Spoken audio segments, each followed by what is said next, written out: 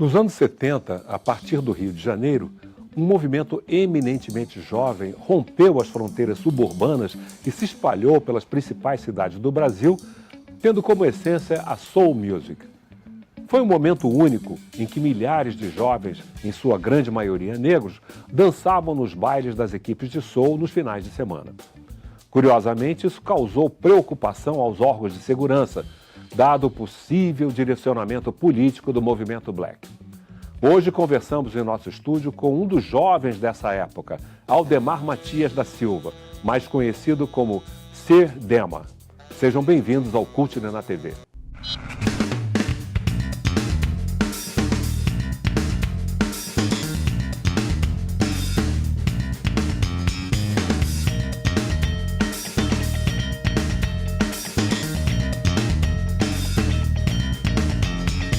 Nos anos 70, o subúrbio do Rio vibrava com o balanço da música negra ao som do James Brown e sob o olhar atento dos órgãos de repressão da ditadura militar.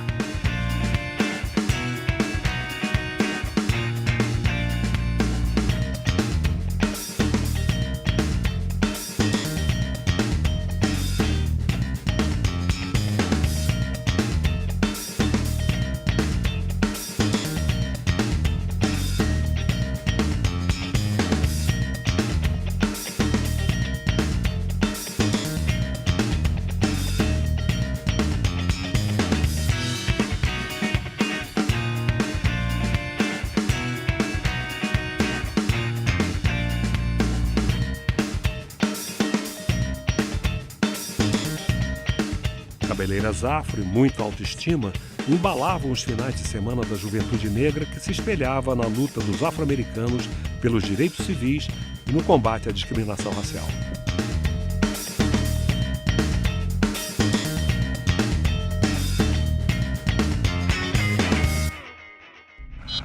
O nosso convidado de hoje é ativista social, discotecário, produtor, pesquisador e fundador do projeto cultural Clube do Soul, que tem como objetivo o resgate da identidade cultural da geração Black Rio.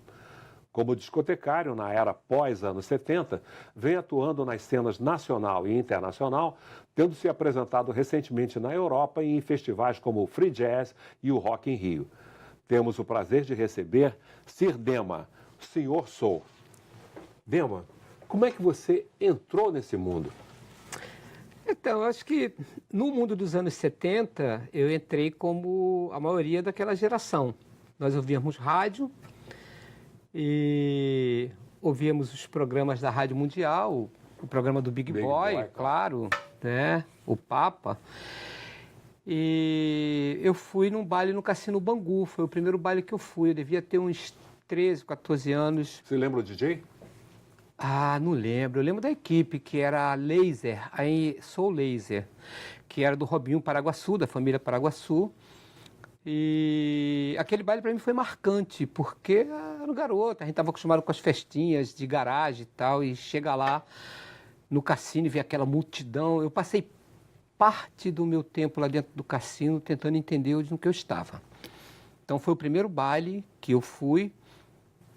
E a partir daí, claro, a turma de amigos, a gente foi se aproximando e começamos, depois de um tempo, a sair para os festivais, para poder conhecer os outros espaços, os outros territórios.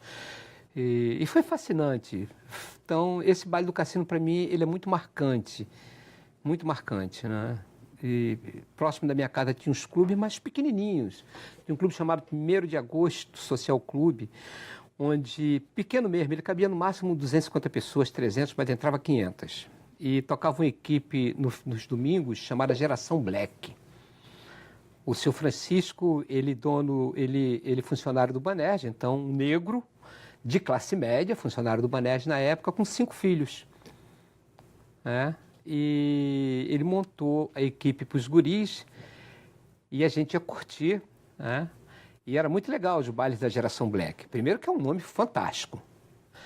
E segundo que era o baile. Então, dali para o Cassino Bangu, para uma coisa com 5.000 pessoas, foi um pulo. Mas como você se tornou um DJ?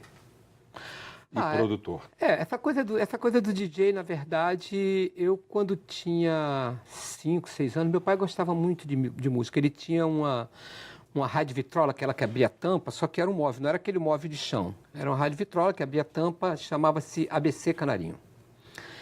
E ele gostava muito de música, Nelson Gonçalves, Vicente Celestino, pra você ter Orlando ideia. Silva. Eu decorei toda a introdução do Ébrio com 6 anos de idade. Toda a introdução, porque a música é longa, é uma ópera, o Ébrio, o Vicente Celestino era tenor, né? E aí eu decorei toda ouvindo Vicente Celestino, Altamiro Carrilho, Nelson Gonçalves, até hoje são meus ídolos, eu gosto muito, me reporta ao meu pai.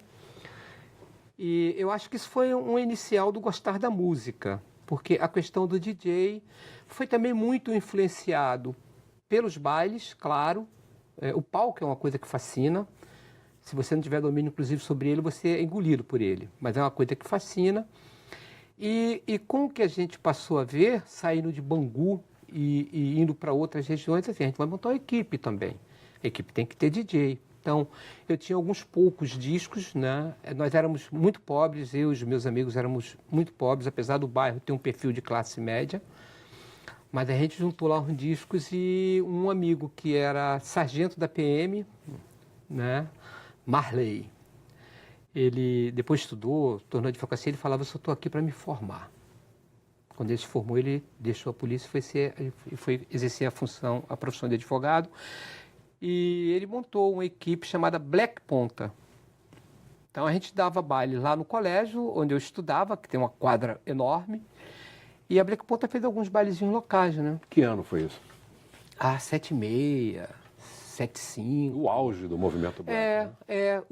Vamos chamar de interior, né? O fundão do Rio de Janeiro, muitas equipes pequenas. O meu bairro, por exemplo, tinha a Geração Black, a Afro Soul, a Africana Soul, a Gruzop, o Grupo Amém, a Laser, que já era uma equipe de porte maior, tocava no Cassino Bangu.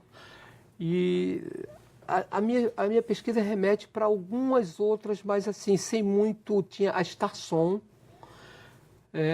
Então, tinha uma coisa que movimentava nas domingueiras uma galera no bairro muito grande.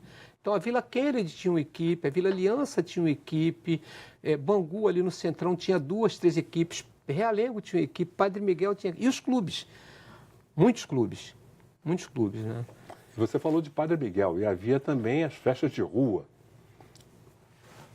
Calçadão, essas coisas? Não, a gente não tinha calçadão na época. Ainda não. Nesse período, não. A principal rua de Bangu, a Cônego de Vasconcelos, era uma rua mesmo, né?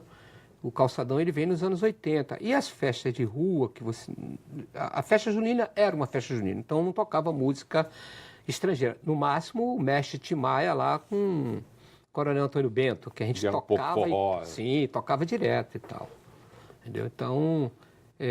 esse conjunto de elementos leva à influência. Então, daí a gostar da música, a ter tido esse contato tão jovem, tão pequeno com a música e ter a ferramenta, era um passo para ser DJ. E a gente se encontrava 3, 4 horas da tarde, depois todo mundo chegava do colégio. Tinha um amigo chamado Felício, que ele apresentou para a gente a Barca do Sol. Impressionante. Progressivo e tal. Então a gente ouvia tudo. Sim. Tudo. A Barca do Sol, ele chegou pra gente, eu tô vendo agora o Felício chegando, e dizendo, vocês têm que ouvir isso daqui. Ele era black, dançava bem, ia pros bailes e tal. Né? E depois ele nos apresentou Dionne Warwick. Ele chegou com o disco debaixo do braço, ele era um grande amigo. Vocês não ouviram isso aqui ainda? E tocou, cara, Dionne Warwick, uau! Então, essa troca era uma coisa muito bacana. Quem tinha informação trazia e repassava, né? E isso daí foi o que foi criando o conhecimento necessário para... E tinha as festinhas que a gente tocava, outro dia eu estava lembrando. Eu tinha os compactos, alguns, e as festinhas rolavam só tinha um toca-disco. Então é o seguinte, tinha que fazer milagre, porque... Para dar sequência. Tinha que estar engatilhado, porque era papum, chapava, e essa foi uma escola muito bacana, porque era a escola da dificuldade que fazia você a se superar E daí, para você depois ter dois toca-discos e uma marmita, né? Se na marmita não tinha o mix, mas tinha marmita, imagina você com um toca-disco, um monte de compactos e um nacional, não era buracão, e aí, pô, acabou de tocar aqui, e na festinha assim, tocou o Bill Haley e entra outra. E já tinha que entrar o Elvis e depois tinha que entrar o James Brown, porque a festinha era festinha. Todo mundo levava o biscoitinho, o salgadinho, a sacanagem, e lá todo mundo tomava a Cuba Libre. E aí tinha que se virar, não tinha 2 toca-disco. Foi assim. Qual foi o grande momento nessa época para você? O grande que causou mais impacto para você? Olha, eu acho que os festivais das equipes de som foi um momento muito rico para mim. Porque eu não sei dançar. Eu não tenho ritmo. Meu sogro falava assim, eu não consigo entender. Meu sogro dançava muito. Minha sogra muito.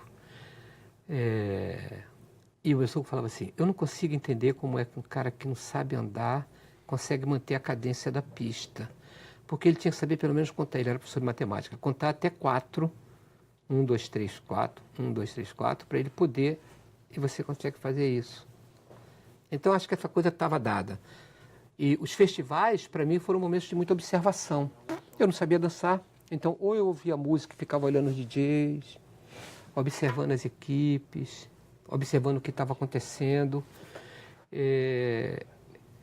Às vezes tentando arrumar uma namorada, mas esses momentos foram muito ricos. Na verdade, para aquele momento, você sair de Bangu e ir até Rocha Miranda, né, à noite, pouca condução, problema de segurança tinha naquela época, como tem hoje. Tal. Menos, né? Muito menos. Menos. Mas tinha, né? Mas de qualquer forma você tinha a situação do país, que não era uma situação agradável para país nenhum. A gente vivia literalmente sobre uma ditadura, mas você sair de Bangu, era uma aventura sair de Bangu para chegar no Grêmio de Rocha Miranda. Eu tinha que sair da minha casa, pegar um ônibus até o centro do bairro, para depois pegar um ônibus do outro lado do bairro para poder chegar, porque era o ônibus que passava por Rocha Miranda, para chegar ali naquele território de Rocha Miranda. Então, foi um momento rico. E além, porque você conhecia outras pessoas de outros bairros, ali nessa questão da universalidade musical, havia uma interação, havia uma integração, era um momento de confraternização. Do lado de fora ficava tudo que podia ficar do lado de fora, então as rixas e tal. O baile era o baile, né?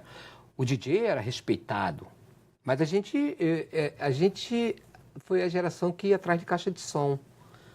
Essa coisa do DJ acontece depois, mas naquele momento a gente ia atrás da caixa de som. O DJ era um elemento da equipe. Daquele equipe, né? É o lúdico. O baile é uma coisa lúdica. Você tem vários atores, né? O baile é o único lugar onde a plateia não é passiva, ela é ativa. Ela é ativa. O DJ dita a trilha sonora e a plateia ela é ativa. Se ela não gostar, ela não dança. Nós vamos para o intervalo e voltamos com Sirdema, que tem muita informação a nos dar.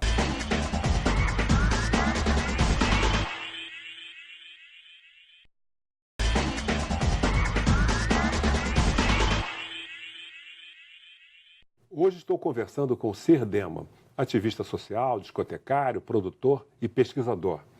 Dema, vamos ver um trabalho recente que você fez? Com certeza, vamos ver.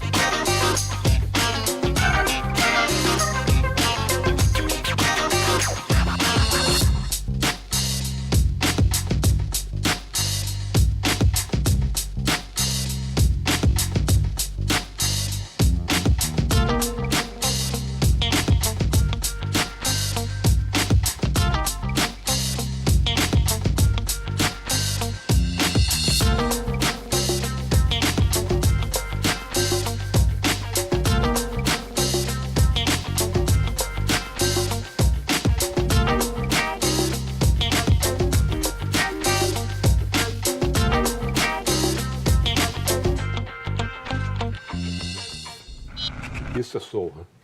Como é que Isso é é esse cenário? soul. Como é que está esse cenário agora pelo Brasil afora? Então, essa coisa do resgate da identidade cultural é uma coisa que você tem que estar com ela na cabeça, né? Então você tem uma cena aqui no Rio de Janeiro, você tem uma cena em São Paulo, não é uma cena, mas tem uma cena, até porque uma das grandes figuras desse movimento, que o Homem-Árvore, o Nelson Triunfo, o pai do hip-hop no Brasil e tal, é de São Paulo. E você tem uma cena muito latente nesse momento acontecendo em BH. Você tem uma pequena cena com a banda Silva Soul acontecendo em Juiz de Fora.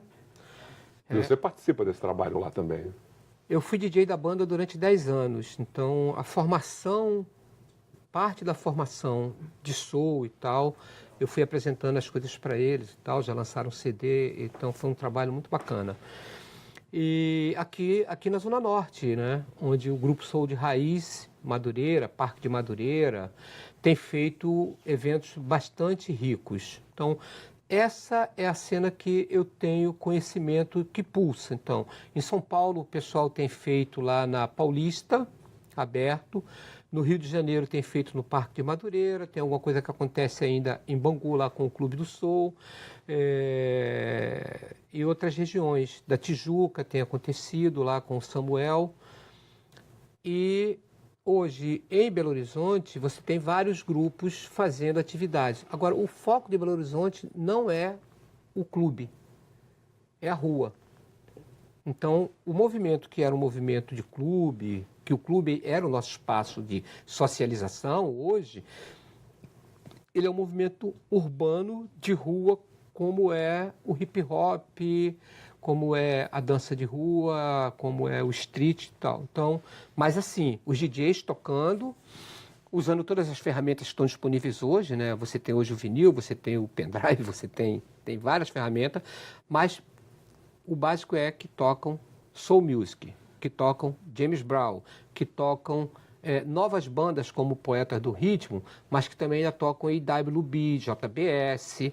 Essa é a matriz do que está acontecendo no cenário atual. Mas no intervalo você me falava que existem características diferentes para cada uma dessas localidades, a forma, o tipo de ritmo, a maneira de dançar. Como o Rio de Janeiro foi onde tudo começou, né, e teve uma explosão monstruosa, com as equipes de som lançando discos e vendendo 1 milhão de cópias. A Soul Grand Prix fez o lançamento do primeiro LP dela no Guadalupe Country Club, ali na Avenida Brasil, e ficou interditada a Avenida Brasil, os portões foram abaixo, o exército veio, porque como não entendiam nada, né, e não vieram para dar apoio, vieram para reprimir, então, quer dizer, você teve Então, o Rio de Janeiro ditou a forma de dançar e a forma de tocar e o que tocar. Material que os discotecários de São Paulo, de Brasília, de Minas, que estavam atrás dessa vertente, passaram a ter quando começam a sair os LPs das equipes. Soul Grand Prix, Black Power, Furacão 2000, Santos, nosso querido Santos. Então, eles começaram a ter acesso a esse material. E esse material dava uma cadência, uma coisa, né? O Rio de Janeiro, o comportamento do dançarino carioca é totalmente diferente do comportamento e da forma de dançar do paulista e do mineiro. Então, o Rio de Janeiro tem uma coisa mais cadência, menos acelerada.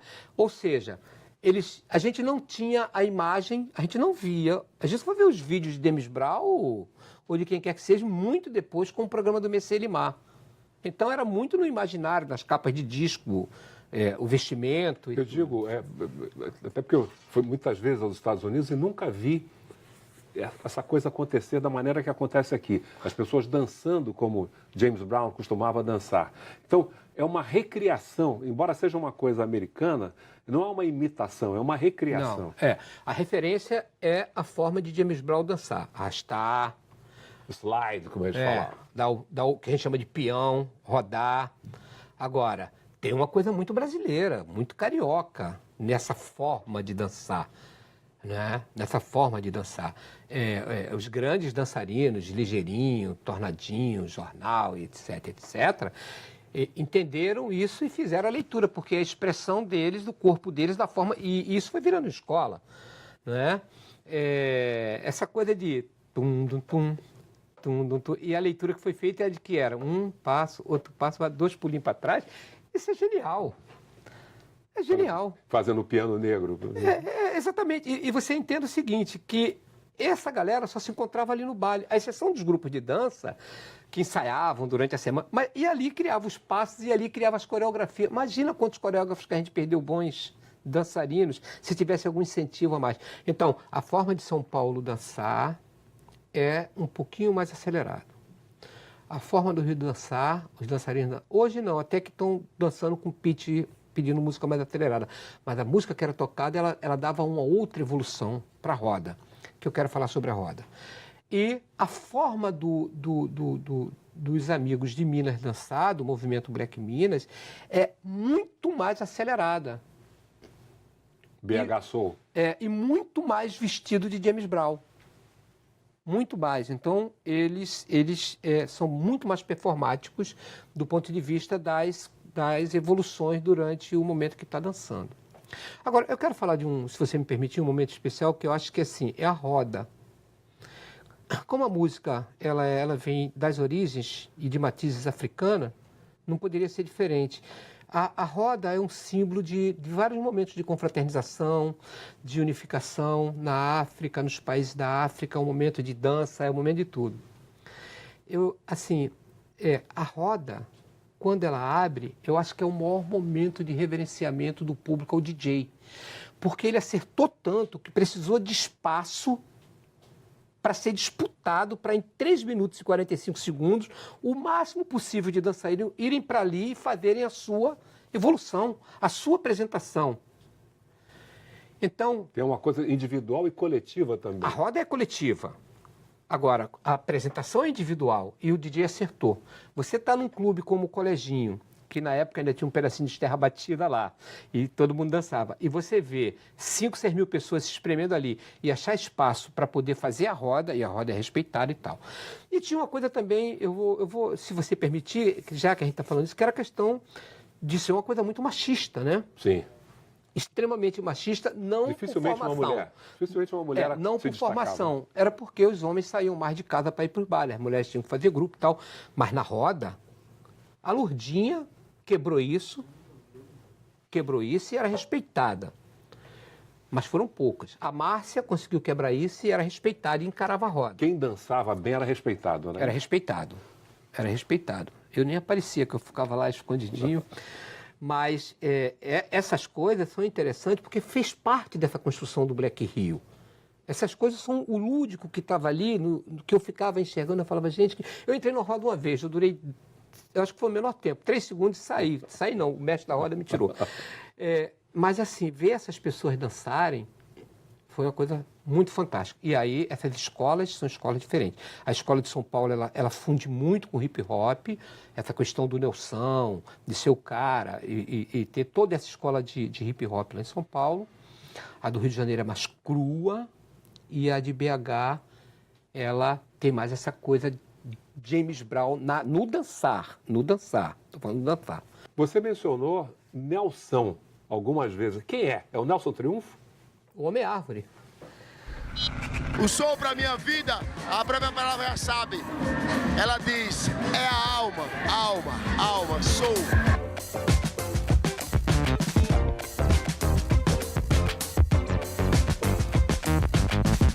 Em 1976, nesse auge todo aí, o Rômulo descobre esse cara, essa figura fantástica, enorme, com cabelo grande pra caramba, e anuncia, vem aí o Homem-Árvore.